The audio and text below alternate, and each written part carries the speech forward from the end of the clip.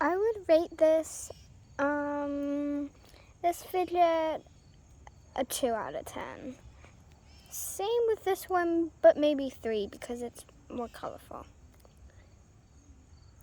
This one, I would rate about the good popping sound. It's a nice snack. I would rate that a 4 out of 10.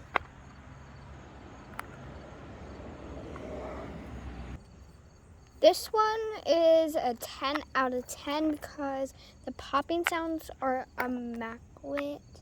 Amazing. And my dog's chewing stuff. Sorry. That's all for all my fidgets. If you want to come trade, you can. Bye.